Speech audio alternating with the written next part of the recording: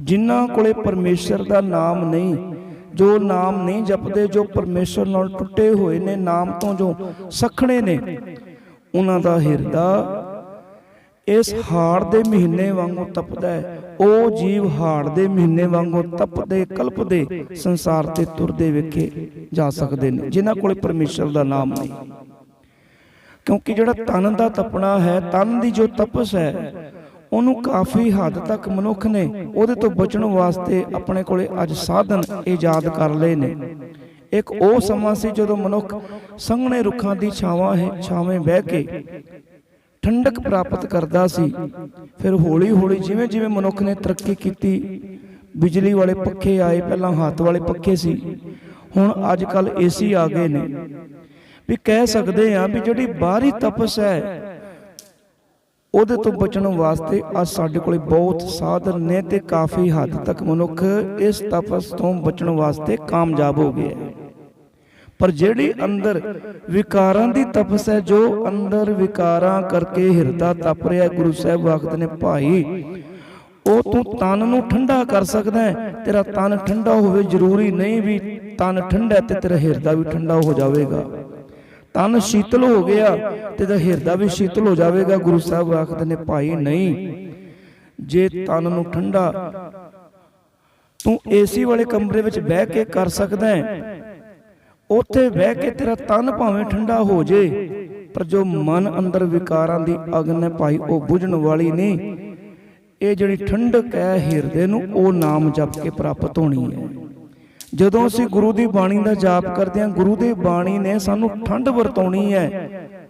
ਗੁਰੂ ਦੀ ਬਾਣੀ ਦਾ ਜਾਪ ਕਰਕੇ ਸਾਡਾ ਜਿੱਥੇ ਤਨ ਸੀਤਲ ਹੋਵੇਗਾ ਉੱਥੇ ਮਨ ਵੀ ਸੀਤਲ ਹੁੰਦਾ ਹੈ।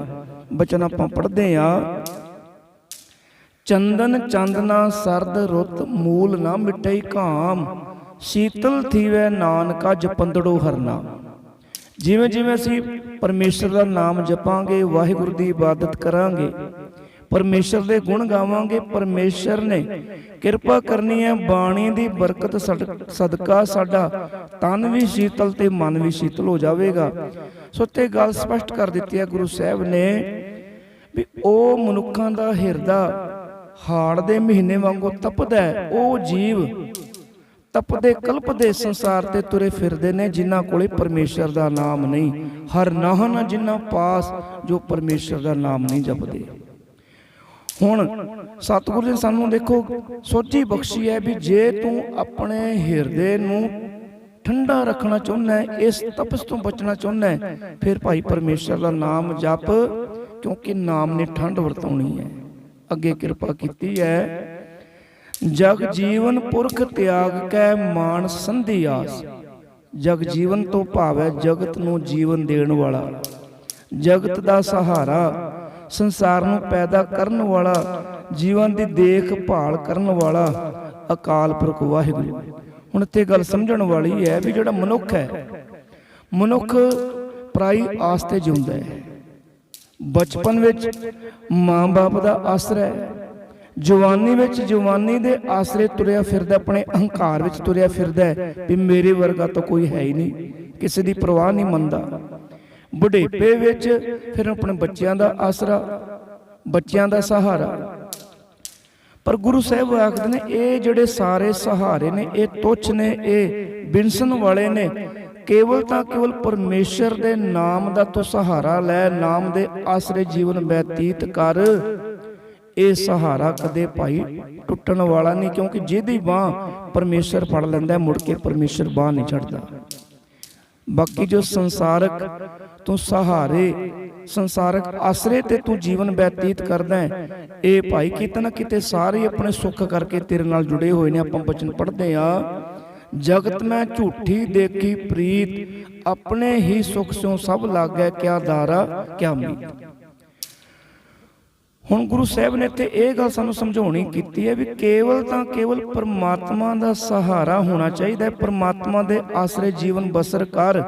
पर जिहड़े मनुख परमात्मा नूं छड्ड के, अकाल पुरख वाहिगुरू नूं छड्ड के किसी आम मनुख दे आसरे, आम मनुख दे सहारे जो जीवन व्यतीत करते ने, गुरु साहब आखदे ने उन्हां दी जिहड़ी हालत है वो बड़ी तरसयोग बन जाती है।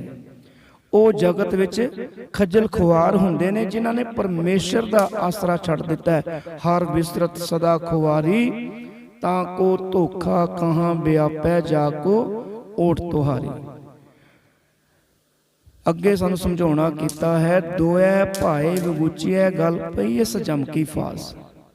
ਵੀ ਵਾਹਿਗੁਰੂ ਤੋਂ ਬਿਨਾ, ਵਾਹਿਗੁਰੂ ਦਾ ਆਸਰਾ ਲਿਆ ਬਗੈਰ ਜੋ ਆਮ ਸੰਸਾਰਿਕ ਮਨੁੱਖਾਂ ਦਾ ਆਸਰਾ ਲੈ ਕੇ ਜੋ ਜੀਵਨ ਬਸਰ ਕਰਦੇ ਨੇ, ਕਿਉਂਕਿ ਆਪਾਂ ਵੇਖਦੇ ਹਾਂ ਵੀ ਇੱਕ ਆਮ ਮਨੁੱਖ ਕਹਿੰਦਾ ਫਿਰਦਾ ਵੀ ਮੇਰਾ ਕੰਮ ਤਾਂ ਹੋ ਜਾਏਗਾ, ਫਲਾਣਾ ਰਿਸ਼ਤੇਦਾਰ ਮੇਰਾ ਅਫਸਰ ਲੱਗਿਆ ਹੋਇਆ ਹੈ, ਉਹਨੇ ਮੇਰਾ ਕੰਮ ਕਰਾ ਦੇਣਾ ਹੈ।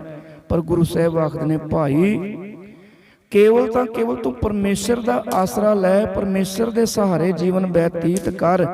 ਜਿਨ੍ਹਾਂ ਨੇ ਵੀ ਪਰਮੇਸ਼ਰ ਨੂੰ ਛੱਡ ਕੇ ਕਿਸੇ ਆਮ ਮਨੁੱਖਾਂ ਦਾ ਆਸਰਾ ਸਹਾਰਾ ਲਿਆ, ਉਹਨਾਂ ਦੇ ਗਾਲ ਵਿੱਚ ਜਮਾਂ ਦੀ ਫਾਹੀ ਪਈ ਹੈ। ਗਲ ਪਈ ਇਸ ਜਮਕੀ ਫਾਸ। ਉਹ ਜਮਾਂ ਦੀ ਮਾਰ ਸਹਿੜਦੇ ਨੇ, ਉਹਨਾਂ ਨੂੰ ਜਮਾਂ ਦੀ ਮਾਰ ਸਹਿੜਨੀ ਪੈਂਦੀ ਹੈ ਜੋ ਪਰਮੇਸ਼ਰ ਦਾ ਸਹਾਰਾ ਆਸਰਾ ਛੱਡ ਕੇ ਕਿਸੇ ਆਮ ਮਨੁੱਖ ਦੇ ਆਸਰੇ ਜੀਵਨ ਬਤੀਤ ਕਰਦੇ ਨੇ। ਹੁੰਦਾ ਨਾ ਕਈ ਵਾਰੀ ਮਨੁੱਖ ਹੰਕਾਰ ਵਿੱਚ ਤੁਰਿਆ ਫਿਰਦਾ ਹੈ ਵੀ ਫਲਾਣਾ ਰਿਸ਼ਤੇਦਾਰ ਮੇਰਾ ਬੜਾ ਅਮੀਰ ਹੈ, ਉਹਨੇ ਮੇਰੀ ਮਦਦ ਕਰ ਦੇਣੀ ਹੈ, ਉਹਨੇ ਮੇਰਾ ਕੰਮ ਕਰਾ ਦੇਣਾ ਹੈ। ਗੁਰੂ ਸਾਹਿਬ ਆਖਦੇ ਨੇ, ਭਾਈ ਕਿਸੇ ਦੇ ਉਮੀਦ ਨਾ ਰੱਖ, ਕਿਸੇ ਦੇ ਆਸਰੇ ਜੀਵਨ ਬਤੀਤ ਨਾ ਕਰ, ਕੇਵਲ ਤਾਂ ਕੇਵਲ ਪਰਮੇਸ਼ਰ ਦੇ ਆਸਰੇ ਜੀਵਨ ਬਤੀਤ ਕਰ। ਤੇ ਇਹ ਅਰਦਾਸ ਕਰਿਆ ਕਰ ਵਾਹਿਗੁਰੂ ਦੇ ਚਰਨਾਂ ਵਿੱਚ ਆ ਕੇ, ਸਗਲ ਦੁਆਰ ਕੋ ਛਾੜ ਕੇ ਗਏਹੋ ਤੁਹਾਰੋ ਦੁਆਰ, ਬਾਹੇ ਗਏ ਕੀ ਲਾਜ ਅਸ ਗੋਬਿੰਦ ਦਾਸ ਤੁਹਾਰ। ਫਿਰ ਭਾਈ ਤੇਰਾ ਪਾਰ ਉਤਾਰਾ ਹੋਵੇਗਾ। ਕਿਉਂਕਿ ਅੱਜ ਆਪਾਂ ਵੇਖਦੇ ਹਾਂ ਬਹੁਤ ਦੇਹ ਧਾਰੀ ਗੁਰੂ, ਬੜਾ ਬੋਲ ਬਾਲਾ ਹੈ, ਅਜੋਕੇ ਸਮੇਂ ਦੇਹ ਧਾਰੀ ਗੁਰੂ ਬਣੇ ਫਿਰ ਰਹੇ ਨੇ, ਜੋ ਕਿ ਆਮ ਭੋਲੇ ਭਾਲੇ ਮਨੁੱਖਾਂ ਨੂੰ ਪਰਮੇਸ਼ਰ ਨਾਲ ਤੋੜ ਕੇ ਆਪਣੇ ਨਾਲ ਜੋੜ ਰਹੇ ਨੇ, ਤੇ ਬਹੁਤੇ ਆਪਣੇ ਮਾੜੇ ਕਰਮਾਂ ਕਰਕੇ ਜੇਲ੍ਹਾਂ ਵਿੱਚ ਸਜ਼ਾ ਵੀ ਕੱਟ ਰਹੇ ਨੇ। ਸੋ ਗੁਰੂ ਸਾਹਿਬ ਨੇ ਤਾਂ ਸਾਨੂੰ ਸੁਚੇਤ ਕੀਤਾ। ਆਪਾਂ ਦੋਹਰਾ ਪੜ੍ਹਦੇ ਹਾਂ ਅਰਦਾਸ ਦੌਰਾਨ, ਸਭ ਸਿੱਖਨ ਕੋ ਹੁਕਮ ਹੈ ਗੁਰੂ ਮਾਨਿਓ ਗ੍ਰੰਥ, ਗੁਰੂ ਗ੍ਰੰਥ ਜੀ ਮਾਨਿਓ ਪ੍ਰਗਟ ਗੁਰਾਂ ਕੀ ਦੇ, ਜੋ ਪ੍ਰਭ ਕੋ ਮਿਲ ਵੋ ਚਹਿ ਖੋਜ ਸ਼ਬਦ ਮੈਂ ਲੈ। ਸਾਨੂੰ ਤਾਂ ਹੁਕਮ ਹੈ ਵੀ ਕੇਵਲ ਤਾਂ ਕੇਵਲ ਭਾਈ ਧੰਨ ਸ੍ਰੀ ਗੁਰੂ ਗ੍ਰੰਥ ਸਾਹਿਬ ਮਹਾਰਾਜ ਜੀ ਨੂੰ ਗੁਰੂ ਮੰਨਣਾ ਹੈ। ਧੰਨ ਸ੍ਰੀ ਗੁਰੂ ਗ੍ਰੰਥ ਸਾਹਿਬ ਮਹਾਰਾਜ ਜੀ ਦੇ ਚਰਨਾਂ ਵਿੱਚ ਤੇਰਾ ਸੀਸ ਝੁਕੇ, ਹੋਰ ਕਿਸੇ ਪਾਸੇ ਨਹੀਂ। ਜੇ ਪ੍ਰਭੂ ਨੂੰ ਮਿਲਣਾ ਹੈ ਫਿਰ ਧੰਨ ਸ੍ਰੀ ਗੁਰੂ ਗ੍ਰੰਥ ਸਾਹਿਬ ਮਹਾਰਾਜ ਜੀ ਦੇ ਨਾਲ ਜੁੜ, ਸ਼ਬਦ ਦੀ ਕਮਾਈ ਕਰ, ਸ਼ਬਦ ਨੂੰ ਖੋਜਣਾ ਕਰ ਭਾਈ, ਫਿਰ ਤੇਰਾ ਪਾਰ ਉਤਾਰਾ ਹੋ ਜਾਵੇਗਾ। ਨਹੀਂ ਤਾਂ ਗੁਰੂ ਸਾਹਿਬ ਆਖਦੇ ਨੇ, ਗੱਲ ਪਈ ਇਸ ਜਮਕੀ ਫਾਸ। ਵੀ ਜੇ ਭਾਈ ਵਾਹਿਗੁਰੂ ਨੂੰ ਛੱਡ ਕੇ ਤੇਰੇ ਅੰਦਰ ਕਿਸੇ ਦੂਜੇ ਪਾਸੇ ਦੀ ਉਮੀਦ ਬਣ ਗਈ, ਫਿਰ ਤੂੰ ਜਮਾਂ ਦੀ ਮਾਰ ਸਹਿੜੇਂਗਾ। ਸੰਸਾਰ ਤੇ ਰਹਿੰਦੇ ਵੀ ਖੱਜਲ ਖੁਆਰ ਹੋਵੇਂਗਾ। ਜਦੋਂ ਸੰਸਾਰ ਤੋਂ ਜਾਵੇਂਗਾ ਉੱਥੇ ਜਾ ਕੇ ਵੀ ਭਾਈ ਤੈਨੂੰ ਖੱਜਲ ਖੁਆਰ ਹੀ ਹੋਣਾ ਪਵੇਗਾ, ਉੱਥੇ ਵੀ ਜਮਾਂ ਦੀ ਮਾਰ ਸਹਿੜੇਂਗਾ। ਅੱਗੇ ਕਿਰਪਾ ਕੀਤੀ, ਜੇਹਾ ਬੀਜੈ ਸੋ ਲੁਣੈ ਮੱਥੈ ਜੋ ਲਿਖਿਆਸ। ਹੁਣ ਸਤਿਗੁਰੂ ਜੀ ਨੇ ਕਰਮਾਂ ਦੀ ਗੱਲ ਕੀਤੀ ਹੈ, ਕਰਮਾਂ ਰੂਪੀ ਬੀਜ ਦੀ ਗੱਲ ਕੀਤੀ ਹੈ। ਕੁਦਰਤ ਦਾ ਨਿਯਮ ਹੈ, ਪਰਮਾਤਮਾ ਅਕਾਲ ਪੁਰਖ ਵਾਹਿਗੁਰੂ ਨੇ ਮਨੁੱਖ ਨੂੰ ਸੁਤੰਤਰ ਰੱਖਿਆ, ਸਮਝ ਦਿੱਤੀ ਹੈ ਚੰਗੇ ਮਾੜੇ ਦੀ, ਪਰ ਕਰਮ ਕਰਨ ਵਿੱਚ ਮਨੁੱਖ ਸੁਤੰਤਰ ਹੈ, ਚੰਗੇ ਕਰੇ ਮਾੜੇ ਕਰੇ। ਕੇਵਲ ਤਾਂ ਕੇਵਲ 84 ਲੱਖ ਜੂਨਾਂ ਵਿੱਚ ਮਨੁੱਖ ਹੀ ਐਸੀ ਜੂਨੀ ਵਿੱਚ ਹੈ ਜਿਹਨੂੰ ਚੰਗੇ ਮਾੜੇ ਦੀ ਸਮਝ ਹੈ ਵੀ ਇਹ ਕੰਮ ਮੈਨੂੰ ਕਰਨਾ ਚਾਹੀਦਾ ਜਾਂ ਨਹੀਂ ਕਰਨਾ ਚਾਹੀਦਾ। ਮਨੁੱਖ ਨੂੰ ਸਮਝ ਹੈ, ਪਰ ਗੱਲ ਉਹ ਹੈ ਜਾਣਤ ਹੀ ਔਗਣ ਕਰੇ। ਜਾਣ ਬੁੱਝ ਕੇ ਮਨੁੱਖ ਔਗਣ ਕਰਦਾ ਹੈ, ਗਲਤੀਆਂ ਕਰਦਾ ਹੈ। ਹੁਣ ਪਤਾ ਹੈ ਵੀ ਹੇਰਾ ਫੇਰੀ ਨਹੀਂ ਕਰਨੀ, ਪਰ ਫਿਰ ਵੀ ਭਗਤ ਕਬੀਰ ਜੀ ਦਾ ਬਚਨ ਹੁੰਦਾ, ਬਹੁ ਪਰਪੰਚ ਕਰ ਪਰ ਧਨ ਲਿਆਵੇ, ਸੁੱਤ ਦਾਰਾ ਪੈ ਆਣ ਲੁਟਾਵੇ।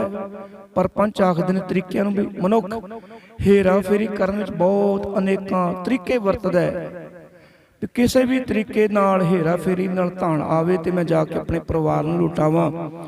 ਪਰ ਗੁਰੂ ਸਾਹਿਬ ਆਖਦੇ ਨੇ, ਭਾਈ ਜਦੋਂ ਲੇਖਾ ਹੋਣਾ ਉੱਥੇ ਭਾਈ ਕਿਸੇ ਨੇ ਤੇਰਾ ਸਾਥ ਨਹੀਂ ਦੇਣਾ। ਤੇ ਨਾਲ ਇਹ ਵੀ ਗੱਲ ਸਮਝਾ ਦਿੱਤੀ ਵੀ ਕਰਮ ਕਰਨ ਵਿੱਚ ਤੂੰ ਸੁਤੰਤਰ ਹੈ, ਪਰ ਇੱਕ ਗੱਲ ਯਾਦ ਰੱਖੀ ਭਾਈ, ਜਿਹੋ ਜੇ ਤੂੰ ਕਰਮ ਕਰੇਗਾ ਉਹੋ ਜੇ ਤੈਨੂੰ ਫਲ ਮਿਲੇਗਾ। ਕਿਉਂਕਿ ਇਹ ਦੇਖੋ ਨਿਯਮ ਹੈ ਵੀ ਜਿਸ ਤਰ੍ਹਾਂ ਦਾ ਅਸੀਂ ਬੀਜ ਬੀਜਦੇ ਆ ਨਾ, ਉਸ ਤਰ੍ਹਾਂ ਦੀ ਫਸਲ ਉਗਦੀ ਹੈ। ਫਸਲ ਦੀ ਗੱਲ ਕਰੀਏ, ਦੇਖੋ ਫਸਲ ਕਿਸਾਨ ਕਿਸੇ ਹੋਰ ਕੋਲੋਂ ਬਵਾ ਸਕਦਾ ਹੈ, ਤੇ ਵੱਢੇਗਾ ਆਪ। ਜਾਂ ਕਿਸਾਨ ਨੇ ਫਸਲ ਆਪ ਬੀਜੀ ਹੈ, ਉਹਨੂੰ ਵੱਢ ਕੋਈ ਵੀ ਸਕਦਾ ਹੈ, ਕਿਸੇ ਹੋਰ ਕੋਲੋਂ ਵਢਵਾ ਸਕਦਾ ਹੈ। ਪਰ ਇਹ ਜਿਹੜੀ ਕਰਮਾਂ ਰੂਪੀ ਫਸਲ ਹੈ, ਗੁਰੂ ਸਾਹਿਬ ਆਖਦੇ ਨੇ ਭਾਈ ਬੀਜਣੀ ਵੀ ਤੂੰ ਆਪ ਹੀ ਹੈ ਤੇ ਵੱਢਣੀ ਵੀ ਆਪ ਹੀ ਹੈ। ਇਹ ਨਹੀਂ ਵੀ ਕੋਈ ਹੋਰ ਬੀਜੇ ਤੇ ਤੂੰ ਵੱਢੇਗਾ। ਵੀ ਤੇਰੇ ਮਾਂ ਬਾਪ ਨੇ ਹੇਰਾ ਫੇਰੀ ਕੀਤੀ, ਔਗਣ ਕੀਤੇ ਨੇ, ਉਹਦੀ ਸਜ਼ਾ ਤੈਨੂੰ ਮਿਲੇ।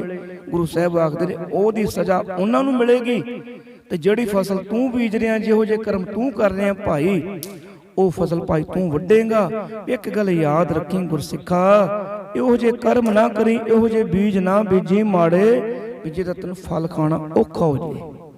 ਆਪਾਂ ਵੇਖਦੇ ਹਾਂ ਨਾ, ਜਦੋਂ ਜੀਵਨ ਵਿੱਚ ਕਈ ਵਾਰ ਔਖਾ ਸਮਾਂ ਬਣਦਾ, ਫਿਰ ਮਨੁੱਖ ਦੂਜੇ ਨੂੰ ਕਹਿੰਦਾ ਫਿਰਦਾ ਹੈ ਮੈਂ ਤਾਂ ਕਦੇ ਮਾੜਾ ਨਹੀਂ ਕੀਤਾ, ਮੇਰੇ ਨਾਲ ਪਤਾ ਨਹੀਂ ਕਿਉਂ ਇਸ ਤਰ੍ਹਾਂ ਹੋ ਰਿਹਾ ਹੈ, ਪਰਮਾਤਮਾ ਪਤਾ ਨਹੀਂ ਮੇਰੇ ਤੋਂ ਕਿਹੜਾ ਬਦਲਾ ਲੈ ਰਿਹਾ ਹੈ। ਸਾਧ ਸੰਗਤ ਜੀ, ਪਰਮਾਤਮਾ ਕਿਸੇ ਤੋਂ ਬਦਲਾ ਨਹੀਂ ਲੈਂਦਾ।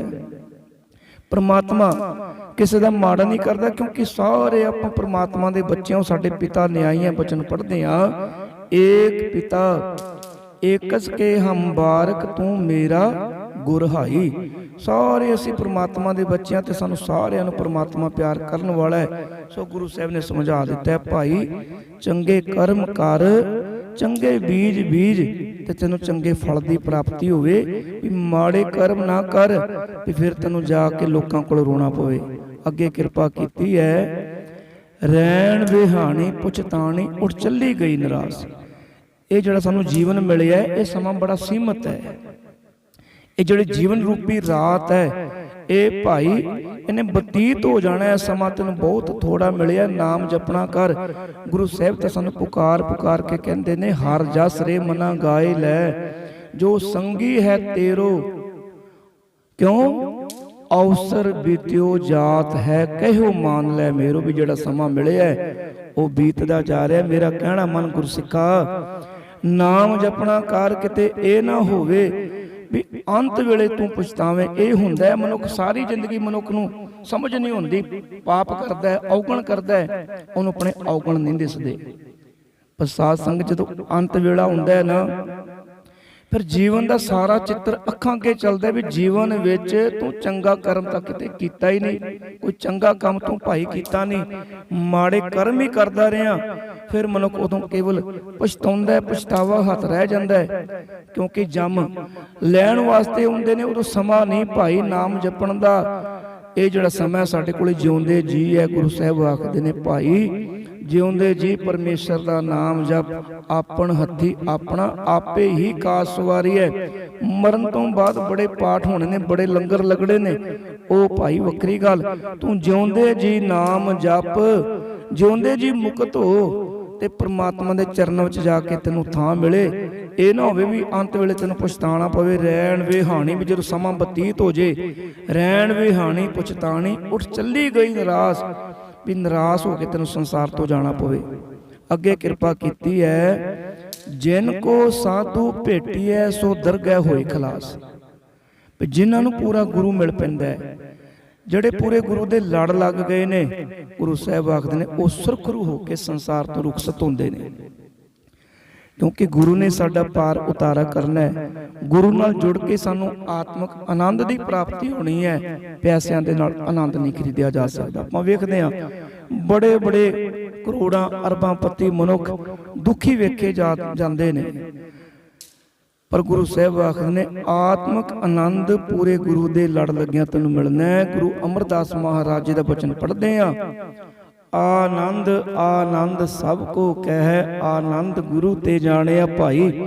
ਪੂਰੇ ਗੁਰੂ ਦੇ ਲੜ ਲੱਗ ਜਾ, ਬਾਣੀ ਪੜ੍ਹ, ਪ੍ਰਮਾਤਮਾ ਦੀ ਸਿਫਤ ਸਲਾਹ ਕਰ, ਫੇਰ ਭਾਈ ਸੁਰਖਰੂ ਹੋ ਕੇ ਸੰਸਾਰ ਤੋਂ ਜਾਵੇਂਗਾ। ਇੱਥੇ ਵੀ ਤੈਨੂੰ ਆਦਰ ਮਾਣ ਸਤਿਕਾਰ ਮਿਲੇਗਾ ਤੇ ਅੱਗੇ ਗਿਆ ਵੀ ਭਾਈ ਤੈਨੂੰ ਪ੍ਰਭੂ ਦੀ ਦਰਗਾਹ ਵਿੱਚ ਮਾਨ ਮਿਲੇਗਾ। ਜਮਾਂ ਦੀ ਮਾਰ ਸਹਿੜਨ ਤੋਂ ਬਚ ਜਾਵੇਂਗਾ।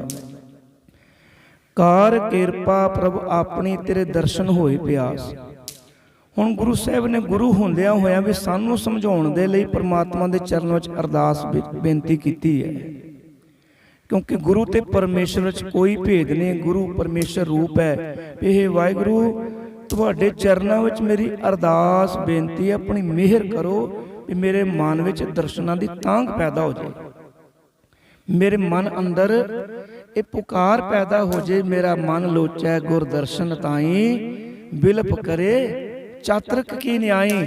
ਦਰਸ ਪਿਆਸ ਮੇਰੂ ਮਨ ਮੋਹਿਓ, ਹਰ ਪੰਖ ਲਗਾਏ ਮਲੀਜੈ। ਦਰਸ਼ਨ ਦੇਖ ਜੀਵਾਂ ਗੁਰ ਤੇਰਾ, ਪੂਰਨ ਕਰਮ ਹੋਏ ਪ੍ਰਭ ਮੇਰਾ। ਵੀ ਇਹੋ ਜਿਹੀ ਮੇਰੇ ਮਨ ਅੰਦਰ ਪਿਆਸ ਪੈਦਾ ਹੋ ਜਾਵੇ। ਧਨ ਸੋ ਵੇਲਾ ਜਿਤ ਦਰਸ਼ਨ ਕਰਨਾ, ਹੋਮ ਬਲਿਹਾਰੀ ਸਤਿਗੁਰ ਚਰਨਾ। ਵੀ ਕਿਰਪਾ ਕਰੋ ਦਰਸ਼ਨਾਂ ਦੀ ਤਾਂਘ ਪੈਦਾ ਹੋ ਜੇ, ਮਨ ਅੰਦਰ ਪਿਆਸ ਪੈਦਾ ਹੋ ਜੇ। ਸਾਧ ਸੰਗਤ ਜੀ, ਇੱਥੇ ਗੱਲ ਸਮਝਣ ਵਾਲੀ ਹੈ ਵੀ ਜਿਸ ਮਨੁੱਖ ਨੂੰ ਪਿਆਸ ਨਹੀਂ, ਉਹਨੂੰ ਆਖੇ ਵੀ ਤੂੰ ਪਾਣੀ ਪੀ, ਉਹ ਜ਼ਬਰਦਸਤੀ ਪਾਣੀ ਨਹੀਂ ਪੀਵੇਗਾ। ਜੇ ਪੀ ਲੇ ਤਾਂ ਉਹਨੂੰ ਆਨੰਦ ਨਹੀਂ ਆਉਣਾ। ਜੋ ਰੱਜਿਆ, ਜਿਹਨੂੰ ਪਿਆਸ ਨਹੀਂ, ਉਹਨੂੰ ਭਾਵੇਂ ਵਧੀਆ ਜੂਸ ਵੀ ਕਿਉਂ ਨਾ ਲੈ ਕੇ ਦਈਏ, ਉਹ ਜੂਸ ਵੀ ਨਹੀਂ ਪੀਵੇਗਾ, ਉਹਨੂੰ ਉਹਦੇ ਵਿੱਚ ਵੀ ਆਨੰਦ ਨਹੀਂ। ਪਰ ਜਿਹਨੂੰ ਪਿਆਸ ਲੱਗੀ, ਜਿਹਦਾ ਗਲਾ ਸੁੱਕ ਰਿਹਾ ਹੈ, ਉਹਨੂੰ ਠੰਡੇ ਪਾਣੀ ਦੀ ਬਜਾਏ ਉਹਨੂੰ ਕੋਸਾ ਪਾਣੀ ਵੀ ਮਿਲੇ, ਉਹਦੇ ਵਿੱਚ ਵੀ ਉਹਨੂੰ ਆਨੰਦ ਹੈ, ਕਿਉਂਕਿ ਉਹਦੇ ਅੰਦਰ ਪਿਆਸ ਹੈ। ਇਸ ਤਰ੍ਹਾਂ ਹੀ ਭਾਈ, ਜੇ ਦਰਸ਼ਨਾਂ ਦੀ ਪਿਆਸ ਹੈ, ਫਿਰ ਗੁਰੂ ਕੋਲ ਆ ਕੇ ਮਨ ਜੁੜਦਾ ਹੈ, ਬਾਣੀ ਸੁਣ ਕੇ ਮਨ ਅੰਦਰ ਆਨੰਦ ਪੈਦਾ ਹੁੰਦਾ ਹੈ। ਜੇ ਪਿਆਸ ਹੀ ਨਹੀਂ, ਫਿਰ ਸੰਗਤ ਵਿੱਚ ਆ ਕੇ ਵੀ ਮਨ ਦੁਨਿਆਵੀ ਕੰਮ ਧੰਦਿਆਂ ਵਿੱਚ ਤੁਰਿਆ ਫਿਰਦਾ ਹੈ। ਤਨ ਸੰਗਤ ਵਿੱਚ ਤੇ ਮਨ ਕੰਮ ਧੰਦਿਆਂ ਵਿੱਚ, ਫਿਰ ਗੱਲ ਨਹੀਂ ਬਣਦੀ। ਵੀ ਅਰਦਾਸ ਕਰਨੀ ਹੈ, ਵਾਹਿਗੁਰੂ ਸਾਡੇ ਮਨ ਅੰਦਰ ਦਰਸ਼ਨਾਂ ਦੀ ਪਿਆਸ ਪੈਦਾ ਹੋ ਜੇ। ਪ੍ਰਭ ਤੁਧ ਬਿਨ ਦੂਜਾ ਕੋ ਨਹੀਂ, ਨਾਨਕ ਕੀ ਅਰਦਾਸ। ਵੀ ਇਹ ਵੀ ਗੱਲ ਸਮਝ ਭਾਈ, ਵੀ ਪਰਮਾਤਮਾ ਤੋਂ ਬਗੈਰ ਮੇਰਾ ਕੋਈ ਸਹਾਰਾ ਨਹੀਂ। ਐ ਜੀ, ਪਰਮਾਤਮਾ ਤੋਂ ਬਗੈਰ ਤੇਰੀ ਕੋਈ ਬਾਂਹ ਫੜਨ ਵਾਲਾ ਨਹੀਂ। ਪੱਕੇ ਤੌਰ ਤੇ ਇਹ ਮਨੁੱਖ ਨੂੰ ਸਮਝ ਲੱਗਦੀ ਹੈ ਜਦੋਂ ਪੂਰੇ ਗੁਰੂ ਦੇ ਲੜ ਲੱਗਦਾ ਹੈ। ਫਿਰ ਮਨੁੱਖ ਨੂੰ ਸਮਝ ਲੱਗ ਜਾਂਦੀ ਹੈ ਵੀ ਪਰਮਾਤਮਾ ਤੋਂ ਬਗੈਰ ਮੈਨੂੰ ਕਿਸੇ ਦਾ ਆਸਰਾ ਨਹੀਂ, ਕਿਸੇ ਦਾ ਸਹਾਰਾ ਨਹੀਂ, ਕੋਈ ਮੇਰੀ ਬਾਂਹ ਫੜਨ ਵਾਲਾ ਨਹੀਂ। ਇਹ ਜਦੋਂ ਪੂਰੇ ਗੁਰੂ ਦੇ ਆਪਾਂ ਨਾਲ ਜੁੜ ਕੇ ਗੁਰੂ ਦੀ ਬਾਣੀ ਨੂੰ ਵਿਚਾਰਦੇ ਆ, ਗੁਰੂ ਦੇ ਉਪਦੇਸ਼ ਦੇ ਧਾਰਨੀ ਬਣਦੇ ਆ, ਫਿਰ ਪਤਾ ਲੱਗ ਜਾਂਦਾ ਵੀ ਪਰਮਾਤਮਾ ਹੀ ਸਾਡਾ ਸੱਚਾ ਮਿੱਤਰ ਹੈ, ਸਾਡੀ ਬਾਂਹ ਫੜਨ ਵਾਲਾ ਹੈ। ਇਹ ਜਿਹੜੇ ਦੁਨਿਆਵੀ ਆਸਰੇ, ਦੁਨਿਆਵੀ ਆਸਾਂ ਆਪਾਂ ਬਣਾਈ ਫਿਰਦੇ ਆ, ਇਹ ਸਾਰੀਆਂ ਵਿਅਰਥ ਨੇ। ਪ੍ਰਭ ਤੁਧ ਬਿਨ ਦੂਜਾ ਕੋ ਨਹੀਂ, ਨਾਨਕ ਕੀ ਅਰਦਾਸ। ਆਸਾੜ ਸੁਹੰਦਾ ਤਿਸ ਲੱਗੈ, ਜਿਸ ਮਨ ਹਰਿ ਚਰਨ ਨਿਵਾਸ। ਇਹ ਹਾੜ ਦਾ ਮਹੀਨਾ ਉਹਨਾਂ ਨੂੰ, ਤਪਦਾ ਹੋਇਆ ਹਾੜ ਦਾ ਮਹੀਨਾ ਉਹਨਾਂ ਨੂੰ ਸੁਹਾਵਣਾ ਲੱਗਦਾ ਹੈ, ਚੰਗਾ ਲੱਗਦਾ ਹੈ। ਇਹ ਮਹੀਨਾ ਉਹਨਾਂ ਦੇ ਹਿਰਦੇ ਨੂੰ ਨਹੀਂ ਤਪਾ ਸਕਦਾ। ਉਹ ਮਨੁੱਖ ਨਹੀਂ ਤਪਦੇ, ਉਹਨਾਂ ਦੇ ਹਿਰਦੇ ਨਹੀਂ ਤਪਦੇ, ਜਿਨ੍ਹਾਂ ਦੇ ਹਿਰਦੇ ਵਿੱਚ ਪਰਮਾਤਮਾ ਦੇ ਨਾਮ ਦਾ ਵਾਸਾ ਹੋ ਗਿਆ ਹੈ, ਜੋ ਪਰਮਾਤਮਾ ਦੇ ਨਾਮ ਨਾਲ ਜੁੜ ਗਏ ਨੇ, ਜਿਨ੍ਹਾਂ ਦੀ ਵਾਹਿਗੁਰੂ ਦੇ ਨਾਲ ਸਾਂਝ ਬਣ ਗਈ ਹੈ, ਵਾਹਿਗੁਰੂ ਦੇ ਨਾਲ ਜਿਨ੍ਹਾਂ ਦਾ ਪਿਆਰ ਬਣ ਗਿਆ ਹੈ। ਸੋ ਗੁਰੂ ਸਾਹਿਬ ਨੇ ਸਾਨੂੰ ਬਹੁਤ ਉਦਾਹਰਨਾਂ ਦੇ ਕੇ ਬਹੁਤ ਸੁਖੈਨ ਢੰਗ ਨਾਲ ਸਮਝਾਉਣਾ ਕੀਤਾ ਹੈ। ਭਾਈ, ਇੱਕ ਗੱਲ ਚੰਗੀ ਤਰ੍ਹਾਂ ਸਮਝ ਵੀ ਮਿਲਾਪ ਵਿੱਚ ਆਨੰਦ ਹੈ ਤੇ ਵਿਛੋੜੇ ਵਿੱਚ ਦੁੱਖ। ਜੇ ਪ੍ਰਭੂ ਦੇ ਚਰਨਾਂ ਦੇ ਨਾਲੋਂ ਵਿਛੜੇਗਾ ਭਾਈ, ਬਾਣੀ ਨਾਲੋਂ ਵਿਛੜੇਗਾ, ਫਿਰ ਜੀਵਨ ਦੁੱਖਮਈ ਬਣ ਜਾਵੇਗਾ। ਫਿਰ ਤੂੰ ਉਮੀਦ ਨਹੀਂ ਕਰ ਸਕਦਾ ਜੀਵਨ ਤੇਰਾ ਸੁਖਮਈ ਹੋਵੇ, ਜੀਵਨ ਵਿੱਚ ਤੈਨੂੰ ਸੁੱਖ ਮਿਲੇ। ਜੇ ਪ੍ਰਭੂ ਦੇ ਨਾਲ ਜੁੜੇ ਆ, ਫਿਰ ਭਾਈ ਵੱਡੇ ਤੋਂ ਵੱਡਾ ਦੁੱਖ ਵੀ ਮਨੁੱਖ ਨੂੰ ਸੁੱਖ ਵਰਗਾ ਨਜ਼ਰ ਆਉਂਦਾ ਹੈ। ਫਿਰ ਦੁੱਖ ਨੂੰ ਵੀ ਦਾਤ ਸਮਝ ਕੇ ਮਨੁੱਖ ਆਪਣੀ ਝੋਲੀ ਵਿੱਚ ਪਵਾ ਲੈਂਦਾ ਹੈ। ਬਚਨ ਪੜ੍ਹਦਿਆਂ, ਕੇਤਿਆਂ ਦੁੱਖ ਭੂਖ ਸਦ ਮਾਰ, ਇਹ ਵੀ ਦਾਤ ਤੇਰੀ ਦਾਤਾਰ। ਅਸੀਂ ਤਾਂ ਕੇਵਲ ਸੁੱਖ ਨੂੰ ਦਾਤ ਮੰਗਦੇ ਆ, ਵੀ ਸੁੱਖ ਹੀ ਦਾਤ ਹੈ। ਪਰ ਜਿਹੜਾ ਬਾਣੀ ਦਾ ਰਸੀਆ ਹੈ, ਜੋ ਪਰਮੇਸ਼ਰ ਦੇ ਨਾਲ ਜੁੜਿਆ, ਵਾਹਿਗੁਰੂ ਦੇ ਰੰਗ ਵਿੱਚ ਜਿਹੜਾ ਰੰਗਿਆ, ਉਹ ਸੁੱਖ ਨੂੰ ਵੀ ਦਾਤ ਮੰਨਦਾ ਤੇ ਦੁੱਖ ਨੂੰ ਵੀ ਦਾਤ ਮੰਨਦਾ। ਜਿਵੇਂ ਹੱਸ ਕੇ ਸੁੱਖ ਨੂੰ ਕਬੂਲ ਕਰਦਾ ਹੈ, ਉਹ ਦੁੱਖ ਨੂੰ ਵੀ ਹੱਸ ਕੇ ਕਬੂਲ ਕਰ ਲੈਂਦਾ ਹੈ। ਸੋ ਅਰਦਾਸ ਕਰੇ ਸਤਿਗੁਰੂ ਜੀ ਕਿਰਪਾ ਕਰਨ, ਇਹ ਮਹੀਨਾ ਵੀ ਸਾਡਾ ਆਪਣੇ ਭਾਣੇ ਵਿੱਚ ਸੁਖਮਈ ਆਨੰਦਮਈ ਤਰੀਕੇ ਵਿੱਚ ਬਤੀਤ ਕਰਾਉਣ। ਬਾਣੀ ਪੜ੍ਹਦਿਆਂ ਦਾ ਸਾਡਾ ਇਹ ਮਹੀਨਾ ਬਤੀਤ ਹੋਵੇ। ਤੇ ਦੂਜੀ ਅਰਦਾਸ ਆਪਾਂ ਸਰਬੱਤ ਦੇ ਭਲੇ ਲਈ ਕਰਨੀ ਹੈ, ਕਿਉਂਕਿ ਕਰੋਨਾ ਮਹਾਮਾਰੀ ਚੱਲ ਰਹੀ ਹੈ। ਅਣਗਿਣਤ ਜੀਵ ਹਰ ਰੋਜ਼ ਰੁਖਸਤ ਹੋ ਰਹੇ ਨੇ, ਸੰਸਾਰ ਨੂੰ ਛੱਡ ਕੇ ਜਾ ਰਹੇ ਨੇ, ਪਰਿਵਾਰਾਂ ਦੇ ਪਰਿਵਾਰ ਖਾਲੀ ਹੋ ਗਏ ਨੇ।